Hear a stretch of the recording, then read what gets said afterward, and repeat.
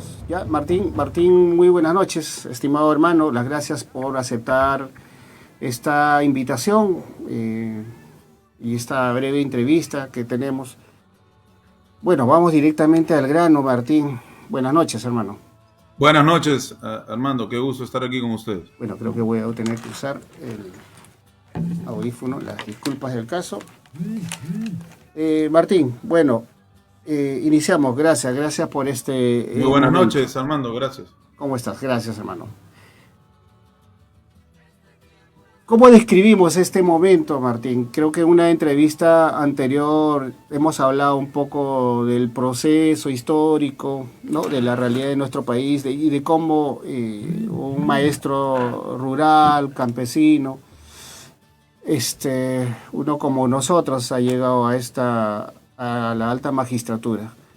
Y hoy por hoy, se fue mi audio, y hoy por hoy vivimos esta realidad.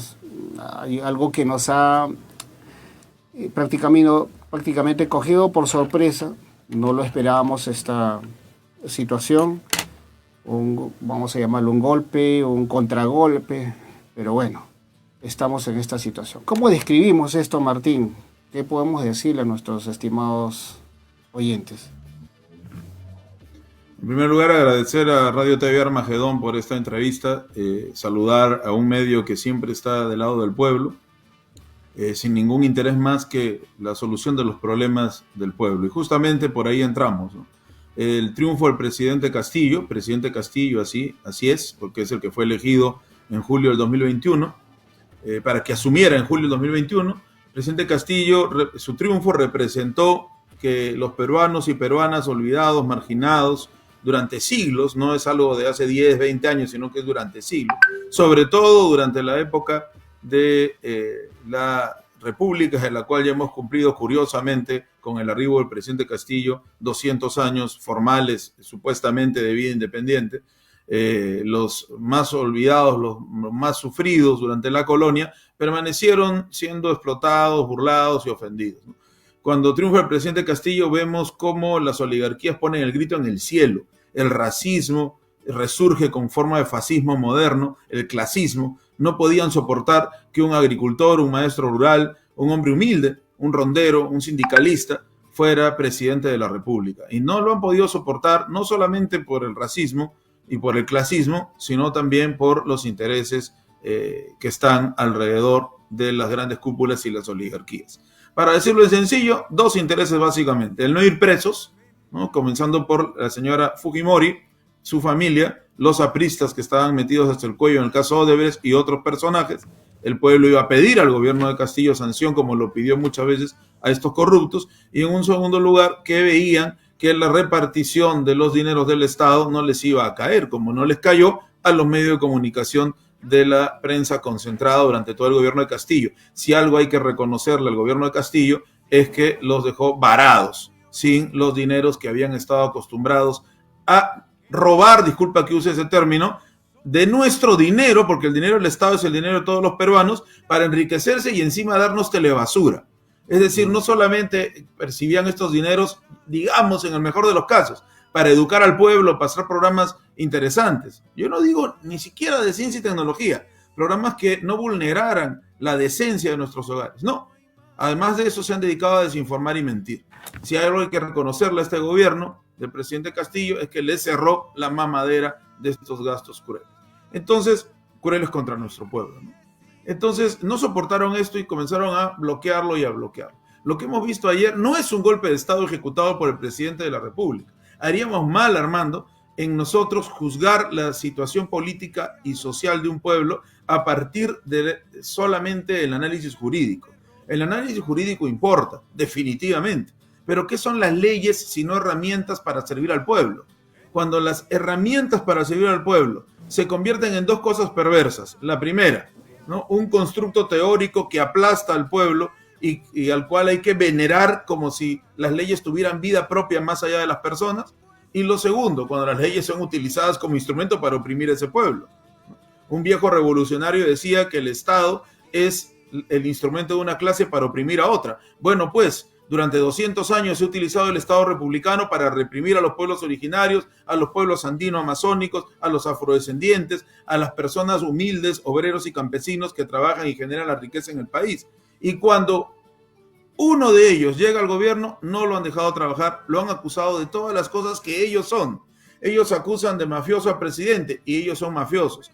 Ellos acusan de no desarrollar libertad de expresión y ellos no desarrollan libertad de expresión porque solamente 2 familias son dueñas del 98% de los medios de comunicación en el Perú. Eso es monopolio en cualquier país del mundo. Acusan al presidente de asociación ilícita para delinquir cuando ellos han hecho del Estado su botín secularmente. Es decir, utilizan la técnica del espejo, ¿no? Colocan al presidente como reflejo de lo que ellos en verdad eran. Y lo que ha terminado el presidente por hartarse y ha apelado al cierre del Congreso, pero es un golpe de Estado que ya estaba preparado desde julio del 2021 y que ha ido implementándose lentamente. Primero como acoso político, después como lawfare, político jurídico, después como acoso mediático y luego a través de las mociones de vacancia y la falta de confianza en los ministros y el gabinete ministerial. Al final, cosa curiosa, es el presidente el que termina cerrando el círculo y generando el colorario del golpe de Estado, pero el golpe de Estado no lo hace el presidente para perpetuarse, no lo hace ni siquiera el presidente. El golpe de Estado ya se había iniciado y lo corona, ojo y oído, un Congreso cerrado por el presidente. Ese es el Congreso que vaca al presidente, es decir, Pedro Castillo es vacado por un Congreso que no tiene representación legítima, solo legal, que no tiene aval de la población y que ya ni siquiera tenía representación legal en ese momento. Entonces, esa es la situación que vivimos, por eso es que el pueblo peruano se manifiesta en las calles, principalmente en las provincias de nuestro país, y piden la libertad de Pedro Castillo, piden que cese el continuismo neoliberal, piden cierre del Congreso, piden también Asamblea Popular Constituyente, porque Armando, todo esto pasa porque no nos hemos deslastrado de la Carta Magna, así le llaman ellos, no tiene nada de magna, creada por el Fujimorato, donde se demostró que para defender el neoliberalismo se necesitaba una herramienta jurídica y represión y brutalidad a través de los medios punitivos del Estado. Eso es la herencia del fujimorismo. Por eso nos sorprende que la señora Fujimori pida licencia para salir del país y el presidente Castillo, que no ha cometido ningún crimen demostrado, sea hoy acusado de sedición, de rebeldía, de traición a la patria y de tantas cosas que quieren utilizar. ¿Para qué? Para meterlo 20 años a prisión. ¿Y sabes qué, Armando? Nuestro pueblo campesino, humilde, obrero, sienta que si se atreve a ser gobernador regional, congresista, presidente, soñar incluso con serlo, van a ir presos 20 años, 30 años alejados de su familia. Esa es la lección. Ese sería el mensaje. Es el mensaje lamentable. Ese sería el mensaje, ¿no? Definitivamente la persecución permanente a muchos líderes sociales se ha visto, ¿no? Y el lawfare que se ha aplicado y que no solamente ahora se ha ejecutado y que ya lo vamos viendo en otros países hermanos, se da, digamos, continuidad en ese sentido. Ahora, Martín, en vista de esta realidad, ¿qué nos toca como pueblo? Nos seguimos organizando. Bueno, no vamos a decir que vamos a claudicar, porque tenemos también una historial de lucha, ¿no? Tenemos ya muchos compañeros que inclusive ya partieron y no vieron esta realidad, que lucharon por un momento que al menos algo de la izquierda o del pueblo, alguien que llega al poder vía el juego democrático, las reglas de este sistema. ¿Qué nos toca, Martín, ahora? Fíjate, es cierto, el lawfare no solamente ha sido contra el presidente Castillo. Recordemos que se hizo todo lo posible para que Vladimir Cerrón no pudiera ejercer la vicepresidencia. Se hizo todo lo posible después de la lucha contra la privatización del agua y lo que se desarrolló en Minas Conga para apresar y acosar judicialmente a Wilfredo Saavedra, a Gregorio Santos, más allá de las diferencias políticas de cada uno, ¿no? y también a nuestro hermano Walter Adubiri, con una serie de juicios inconstitucionales y jalado de los cabellos solamente por haber defendido a su pueblo en el momento que le tocaba. Y eso se ha hecho con una serie de dirigentes y dirigentes políticos, sociales de nuestro país, que solamente, al igual que Pedro Castillo, han tenido el sueño de querer cambiar un poco, más o menos, todo lo que significa un país de oprobio, de miseria, de racismo y de marginación. Eso ellos no lo van a permitir. Por lo tanto, es el momento de la lucha. No podemos nosotros permitir, por un tema de solidaridad con el presidente Castillo y con el programa que representa, y también por un tema de solidaridad con nosotros mismos como pueblo, que ellos hagan una vez más lo que están acostumbrados a hacer. Aquí la lucha no es solamente por la libertad del individuo Castillo, es por la libertad del presidente Pedro Castillo y del programa político por el cual fue elegido. Eso es lo que se está agitando en nuestro pueblo. No es un programa que yo venga a decirte aquí ahora y que quiera imponerlo a través del programa. No, es algo que estamos viendo en las banderas, en las consignas de nuestro pueblo, que se organizan naturalmente y que sale a las calles a manifestar. ¿Sabes por qué, Armando? Probablemente muchos de ellos no conozcan a Pedro Castillo. Probablemente muchos de ellos no nos conozcan a nosotros. Probablemente no conozcan ni siquiera a cabalidad, de memoria, ¿no?, las leyes que se han intentado hacer y que el Congreso ha bloqueado, o las mociones de vacancia que se han sucedido una tras otra. Probablemente solo lo intuyan, lo sientan en sus corazones. Lo más importante es que cuando ellos ven al presidente Pedro Castillo, cuando nosotros vemos al presidente Pedro Castillo, nos vemos a nosotros. Tú comenzaste la entrevista diciendo que era uno de los nuestros. Así es, pues. Le pese a quien le pese. ¿Pensamos todos igual? No. ¿Hay críticas al presidente Castillo? Claro que sí. ¿Hay críticas al gobierno? Muchísimas. Y tú conoces que le hemos hecho en alguna entrevista contigo y en tantas otras veces, ¿no? Pero eso no quiere decir que no consideremos que todos los hermanos del pueblo tenemos que estar juntos. Que se viene seguir luchando en contra de dos mensajes nefastos que se han dado ayer. El primero, ¿no?, ya lo hemos explicado al inicio, es un mensaje racista y clasista que no vamos a permitir ya en el siglo XXI en un país que supuestamente es de todas las sangres, como usan y abusan de la frase de Arguedas. Y lo segundo, no vamos a permitir tampoco el mensaje de que la deslealtad es correcta, ¿no? Y hemos visto varias deslealtades. La deslealtad de la ahora autonombrada presidenta de la República, la deslealtad de los congresistas de izquierda, menos 6 de ellos, que votaron por la vacancia. ¿Cómo van a votar junto a la derecha? ¿Cómo ni siquiera van a pedir un diálogo? ¿Cómo se van a sumar a un Congreso cerrado? ¿Qué? ¿Por permanecer en la cuota parlamentaria? ¿Por no perder la curul? ¿Uno es elegido para eso o para defender a su pueblo? Se equivocaron totalmente. Y ahora vemos, Armando, yo te pediría que como labor periodística, sé que lo has hecho, pero lo quiero decir al aire, revises lo que están diciendo ahora los que se abstuvieron, ojo, porque se les malogró la computadora o había tráfico y no llegaron. Qué curioso, ¿no? Se abstienen justo en este día tan importante para el país. Los que se abstuvieron y los que votaron en contra, los que votaron a favor, de la vacancia, ahora están diciendo 1000 teorías de conspiración para justificarse frente a sus bases, porque vemos que las bases del interior del país les han bajado el dedo. No quieren representantes en el Congreso que han terminado por traicionar los postulados por los cuales fueron elegidos. Entonces, en este momento vamos a ver una serie de reacomodos, Armando, porque como el pueblo está en las calles, no quieren perder a sus votantes. Lamentable actitud de personajes que perdieron la brújula por mantenerse en lo que consideran que es el poder. El poder solamente existe si es con pueblo detrás.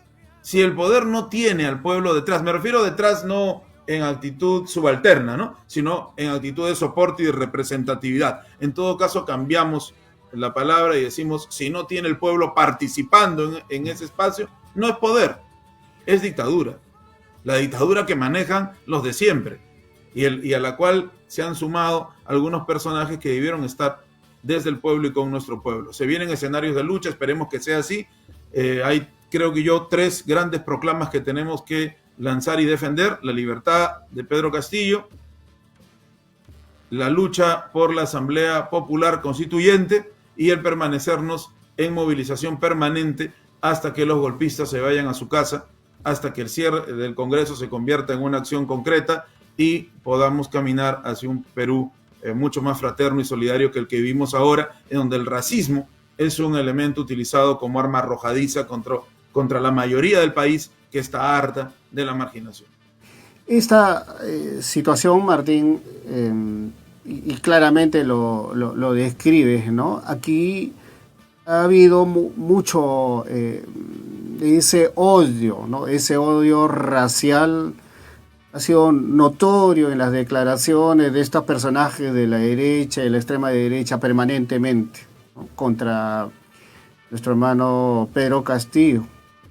Y esto se sintió, inclusive por eso en la campaña ya configurándose esto para llegar a la segunda vuelta, fue notorio. Y fue eso que de alguna manera nos identificó a una gran parte de la población y eso hizo que de alguna manera salga elegido también Pedro Castillo.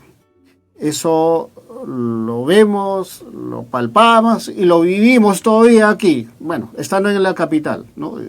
No me pasa todavía, ¿no? Pero bueno, atribuir a este tema a un tema de la melanina, ¿no? Simplemente es la diferencia de color, una cuestión de células. Pero bueno, a veces la ignorancia, pues, como se dice, es atrevida. Pero hay algunos que ya también abusan de esa ignorancia. Bueno, ahora, Martín, sabemos, esta es nuestra realidad. Bolivia ha pasado por un proceso similar y están todavía en esa lucha, ¿no? No solamente Bolivia, muchos otros países acá en Sudamérica, en el África también lo hay. Creo que para eso sí necesitamos una regeneración, el nacimiento de nuevo, que no se va a dar en décadas, ¿no? Tal vez en más años.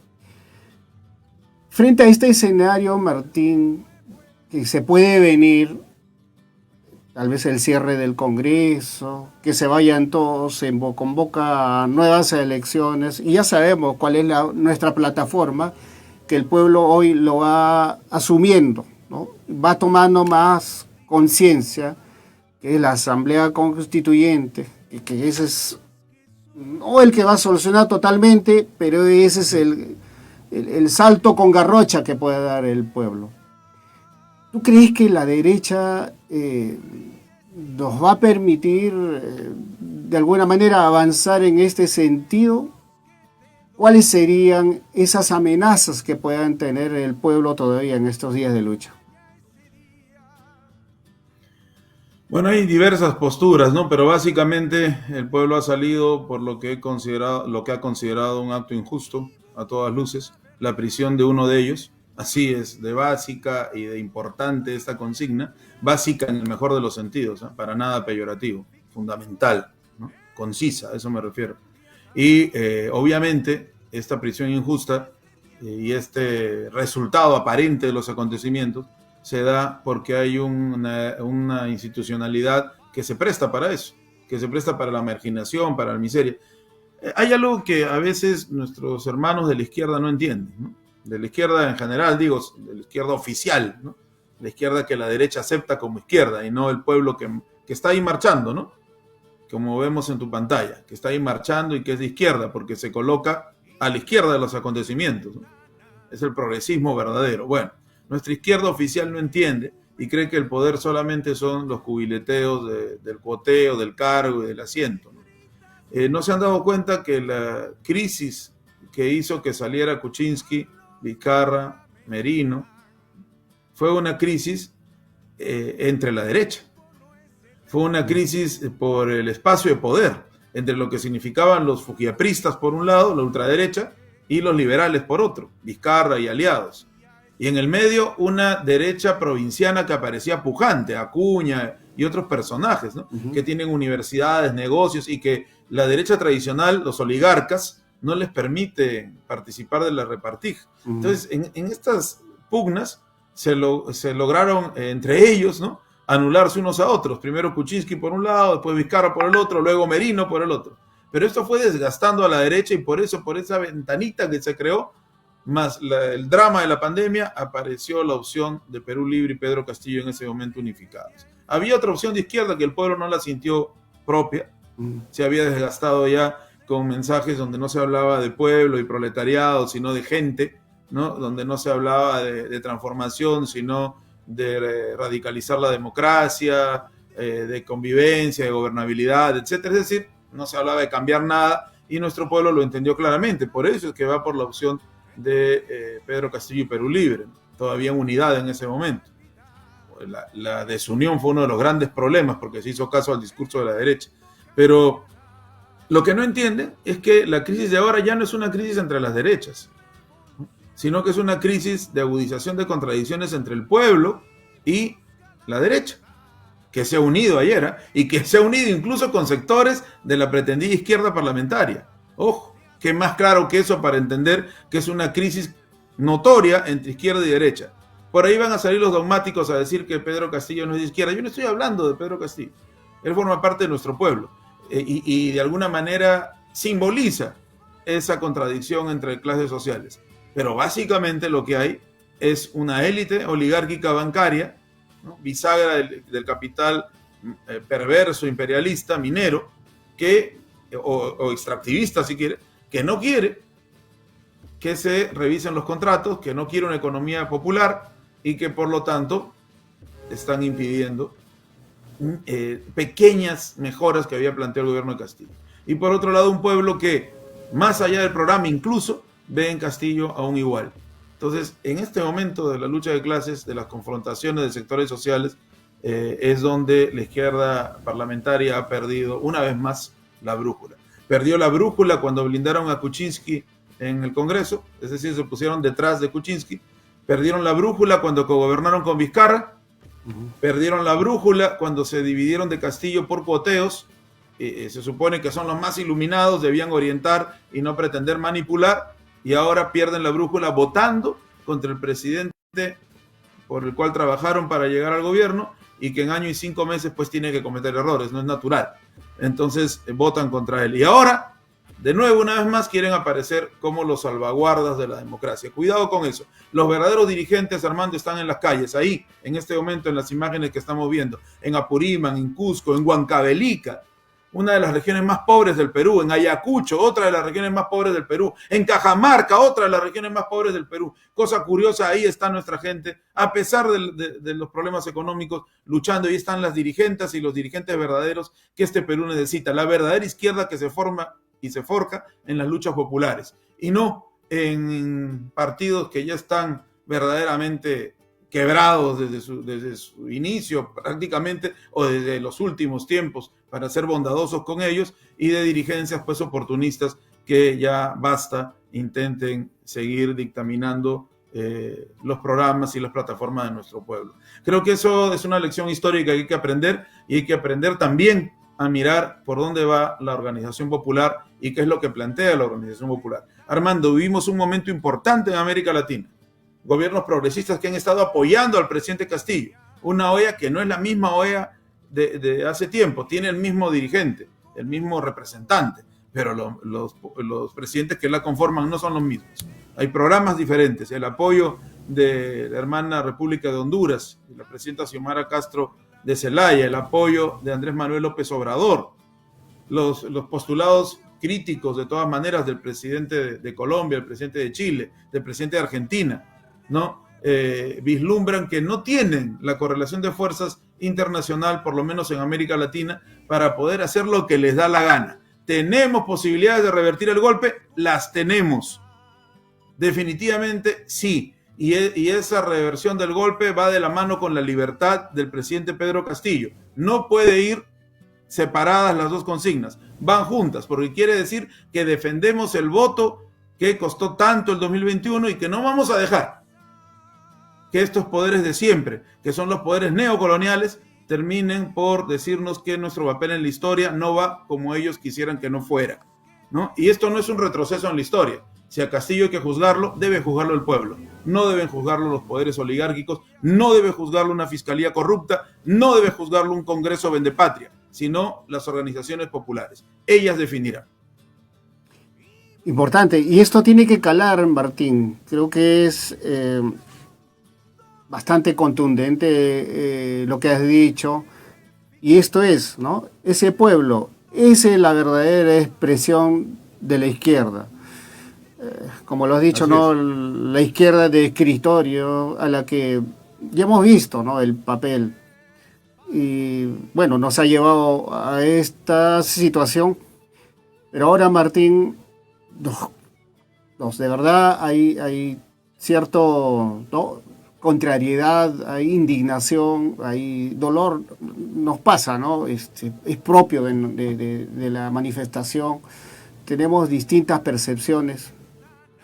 Creo que, lo has dicho, nos toca reorganizarnos, necesitamos hacer más escuelas, escuelas políticas, la toma de conciencia, necesitamos salir, llegar a esos lugares donde están nuestros hermanos, definitivamente con esa mística que ellos salen. Tal vez no entiendan mucho de la cuestión, ¿no? Geopolítica, pero ellos sienten, ¿no? Sienten el hambre, sienten la necesidad, sienten el abandono, sienten que lamentablemente el Estado no ha llegado a esos lugares, y creo que es el deber de todos nosotros, dirigentes, comunicadores y como pueblo luchador también, porque somos eso y estamos en las calles, seguir impulsando estos cambios, Martín. Y creo que la contribución, y como muchos otros hermanos también que sabemos que están en esta palestra de lucha, va a ser importante, ¿no? Va a ser muy importante. Martín, para finalizar, de todas maneras a mí me tiene preocupado algo, ¿no? Y es porque hemos visto en la realidad de otros países, y no quisiera honestamente que suceda así, pero tal vez nos empuje un poco hacia eso. Chile, Venezuela, Bolivia mismo, para tratar de ganar un poco más estos niveles de avance en la política de nuestros hermanos, de nuestro pueblo, ha costado bastante sacrificio, bastante sangre y muertos, ¿no?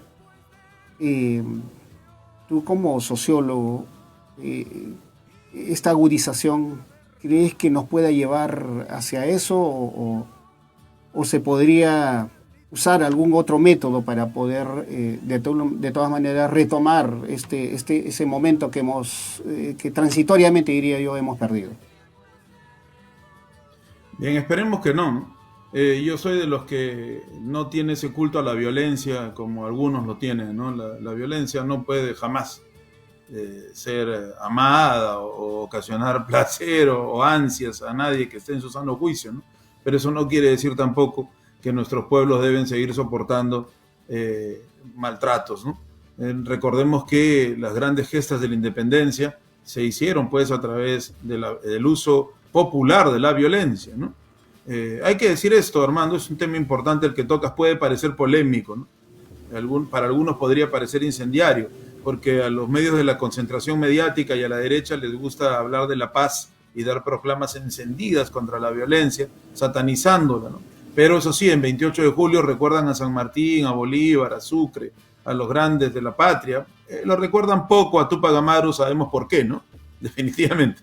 Pero bueno, recuerdan a los héroes criollos al menos, y los héroes criollos lucharon denodadamente y cruentamente contra el enemigo español en esa época. No es que ganaran las guerras de independencia dándole besitos a los generales españoles y regalándoles tortas y pasteles, ¿no? Aquí la guerra fue terrible, ¿no? En todo el continente.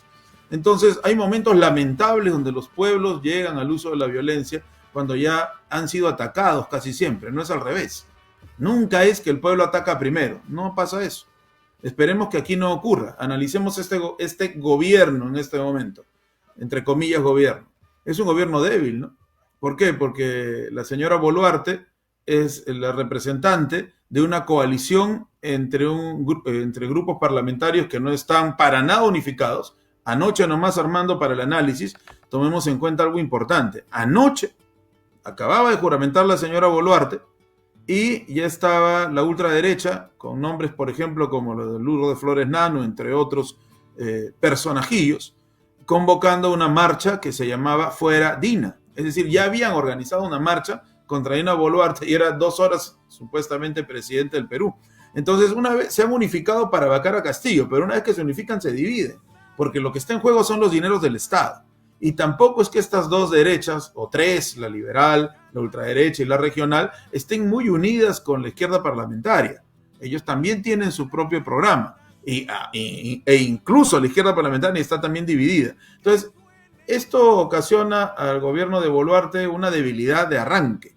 ¿Qué tendría que hacer ella para ser fuerte? Gobernar para la derecha, que es la que tiene en este momento el control del Poder Judicial y el control del Poder Legislativo. Lamentablemente con apoyo de la izquierda en una votación que el pueblo no debe olvidar. Y al no olvidar el pueblo esto, no debe irse contra la izquierda o el concepto de izquierda o el concepto de socialismo. No, debe ir contra aquellos que fariseamente utilizan el discurso de izquierda para decir que lo son. Y en la práctica, la Biblia, ¿qué dice? Por sus hechos los conoceréis, ¿no? Dicen los textos para muchos sagrados, ¿no? ¿Y qué significa por sus hechos los conoceréis? Que no es el discurso lo que hace uno de izquierda, sino la práctica. Por eso le llamo izquierda parlamentaria, izquierda oficial, izquierda que la derecha necesita. Le llamo así a título personal, ¿no? Lo asumo. En todo caso, va a tener que cogobernar con la derecha. Y entonces cambiaría todo el programa, porque supuestamente ella es vicepresidenta del programa por el cual fue elegido Pedro Castillo. Pero si cambia de programa, que es obviamente lo que va a tener que hacer, recordemos otra cosa que estamos olvidando. Días antes de la vacancia del Congreso cerrado al presidente Castillo, le habían levantado los cuestionamientos a Dina Boluarte en el Congreso. ¿De cuándo acá el Congreso se preocupa por levantarle a un representante del gobierno los cuestionamientos? Si lo único que han hecho es prácticamente incluso pedir la muerte. Recordemos lo que gritó el señor López, ahora alcalde electo de Lima, pidió la muerte para el señor Cerrón y la muerte para el señor Castillo, ¿no? Entonces de pronto se preocupan y le levantan los cuestionamientos a la señora Boluarte, allanando el camino para lo que ya se venía. Así que el golpe, repito, no ha sido ocasionado por el presidente Castillo, sino por el Congreso y su alianza con la Fiscalía y sectores del Poder Judicial. Lamentablemente con el voto de la izquierda parlamentaria, no en su totalidad, hay 6 personajes que votaron en contra. A ellos nuestro respeto por esa demostración práctica de que lo que decían hacían. Y para terminar esta parte, Armando, para terminar rapidísimo te digo, entonces tenemos que es un gobierno débil y que va a tener que gobernar para la derecha. Si gobierna para la derecha, me refiero en estas horas, en estos días, ¿no? Entonces va probablemente a reprimir al pueblo que está en Costa Sierra y Selva. ¿Podrá hacerlo?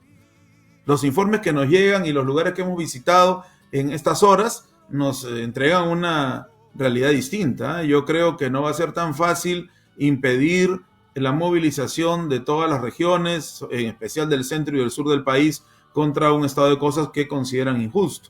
Entonces probablemente estemos viendo los inicios de la defenestración de Dina Boluarte por cualquiera de las modalidades que nuestro país está acostumbrado, y entonces se pone en el tablero otro escenario político. Pero en estos momentos convoco desde tu programa y a título personal, y en todo caso como representante de mi organización Izquierda Socialista, a la movilización permanente en defensa del voto popular, en defensa de la libertad del presidente Castillo y en defensa de un programa que lance al neoliberalismo al tacho de basura de la historia.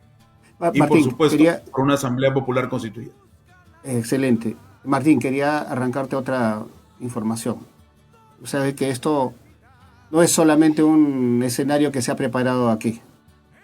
¿Consideras tú que en esto, y esto señalamos al imperio, en esto esté metido la CIA, vía la OEA ha tenido aquí un desempeño que ya sabemos cómo trabaja prácticamente esta organización servir del imperio?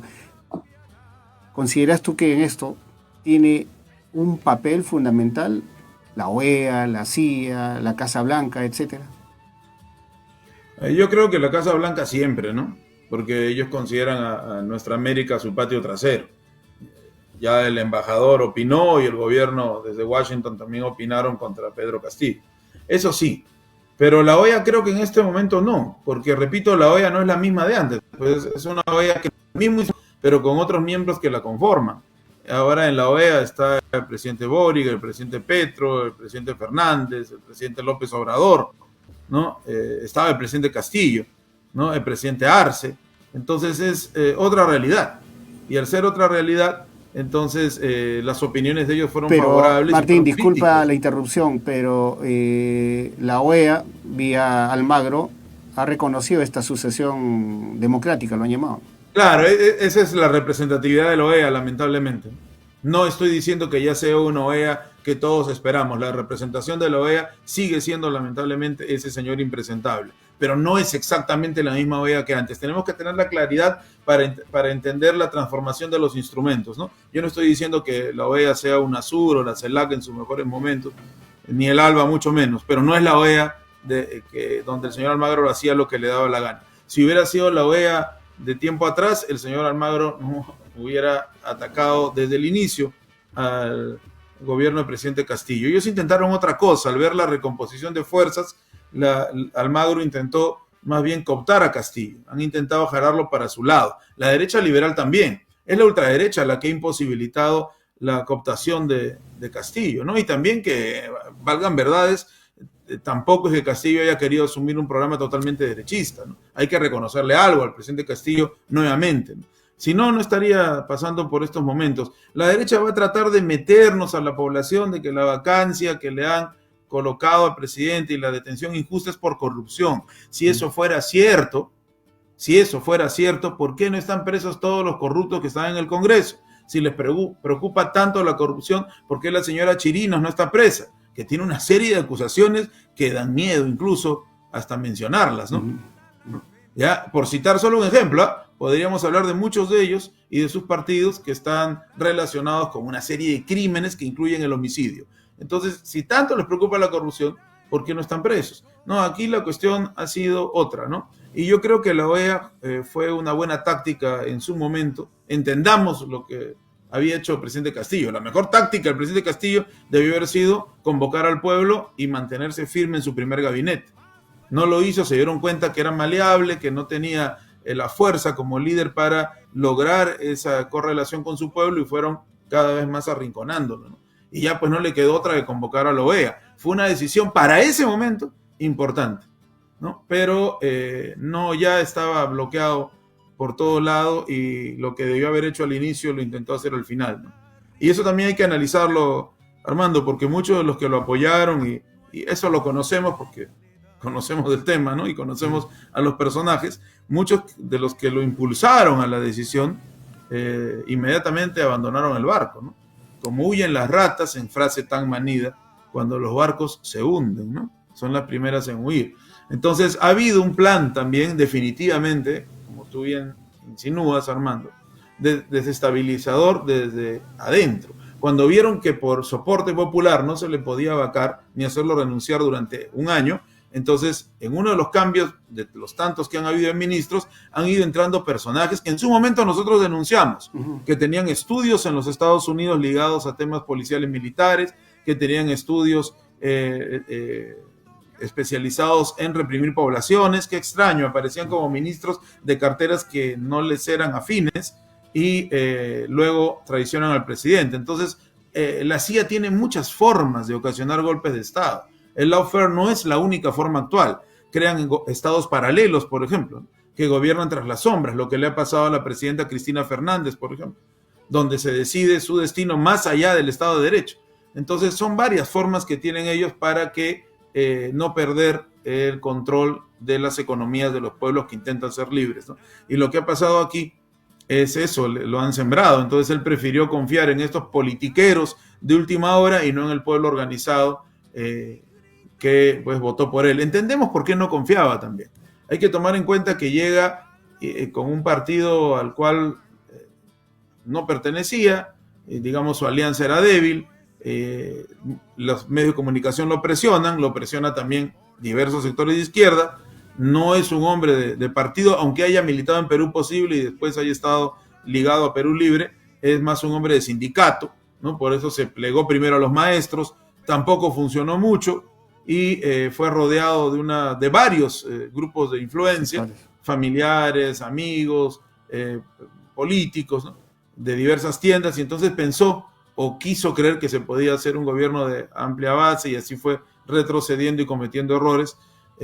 Pero nosotros creemos firmemente que no son los errores que le adjudica a la derecha, eran errores superables, pero lamentablemente ellos no iban a permitir que se quedara en el gobierno. La gran pregunta que debe hacerse toda persona honesta, más allá incluso de adherir a algún postulado político, es ¿por qué tanto interés en vacar al presidente Castillo y no vacar a Alan García en su segundo gobierno, al cual ya se conocía del primer gobierno y del cual habían y hay infinidad de comprobaciones delictivas?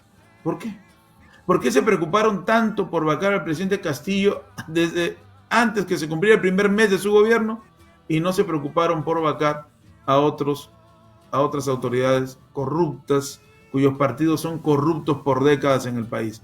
Interesante cuestionamiento, ¿no? Y ahí llegamos a la conclusión de que el presidente Castillo, con todos sus errores, simbolizaba este viraje progresista en América Latina y esta reivindicación de los pueblos más postergados del país en nuestra nación.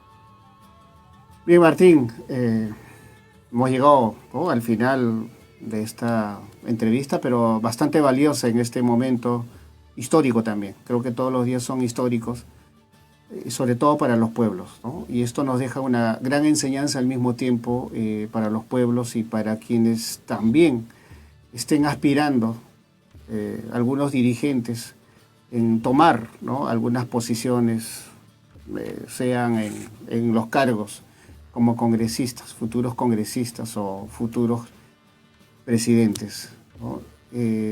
Ciertamente, ¿no?, deja escuela esta situación, pero lo has dicho, nos reafirmamos y nos sumamos a eso, a seguir organizándonos, seguir luchando, seguir impulsando por esos objetivos que tenemos en mente. Otros con ideales más avanzados, otros con ideales propios del pueblo, pero ese arraigo no debemos perderlo. Tu mensaje final, Martín, en estos minutos finales. Gracias, Armando. Mi mensaje final, un saludo a todo nuestro pueblo que escucha este tan interesante y democrático programa que emites con Radio TV Armagedón, y convocar a nuestro pueblo a la movilización constante y vigilancia en estas horas vitales en donde se defiende los destinos de nuestro pueblo y decimos no a la imposición de un Estado que puede tornarse dictatorial y fascista. Así que un llamado a nuestro pueblo para seguir coordinando y cohesionándonos en costa, sierra y selva, en oriente, en centro y el sur de nuestro país. Yo sé que más temprano que tarde vamos a coronar con éxitos las luchas populares y vamos a decirle no definitivamente al racismo, al fascismo, a la marginación, a la miseria, porque el Perú es un país que tiene infinidad de recursos y gente que trabaja y no tiene derecho a estar así. Gracias, Martín. Muchas gracias. Gracias, Armando. Gracias. Bueno, estuvo con nosotros nuestro hermano Martín Guerra, de Izquierda Socialista, un analista político bastante